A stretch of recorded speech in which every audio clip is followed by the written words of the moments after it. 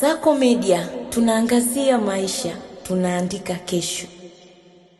Karibu Kasako Media. Marekani siku ya Ijumaa iliweka vikwazo kwenye kituo cha mafuta cha China kama sehemu ya hatua nyingi mpya dhidi ya Iran, huku ikionya kuhusu athari kwa meli zinazolipa ushuru unaohitajika na Tehran.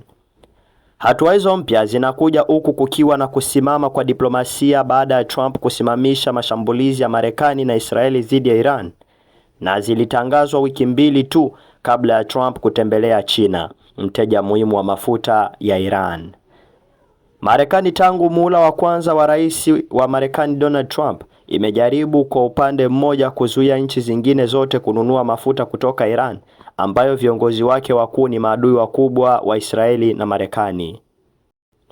Wizara ya mambo ya nje ilisema Marekani ilikuwa ikiweka vikwazo kwa Qingdao Haiyue Oil Terminal Co Limited, ambayo ilisema imeagiza makundi ya mamilioni ya mapipa mafuta ghafi ya Iran na kuisaidia Iran kuzalisha mabilioni ya dola. Mradi Iran inajaribu kupata mapato ya mafuta ili kufadhili shughuli zake za kuyumbisha utulivu, Marekani itawajibisha Iran na washirika wake wote wanaokwepa vikwazo, wizara ya mambo ya nje ilisema. Vikwazo hivyo vitaharamisha miamala yoyote inayohusisha Marekani kupitia opereta wa kituo, sehemu ya kitovu kikuu cha baharini cha Qingdao kwenye bahari ya Njano.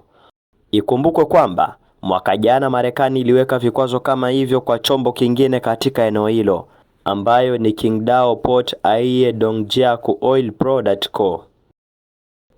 Basi kwa kupata habari zaidi, jiunge na Kasako Media.